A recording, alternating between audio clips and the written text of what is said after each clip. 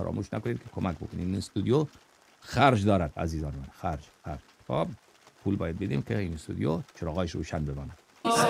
علیس آن جنگجو که در صف رزم او بر لب روح القدس زمزمه لافتا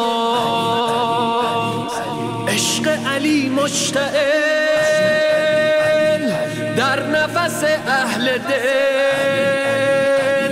ذکر علی متصل بر لب اهل دعا. کیست وصی نبی آنچه به خم قدیر به آیه بلغش خدا مدیحت سرا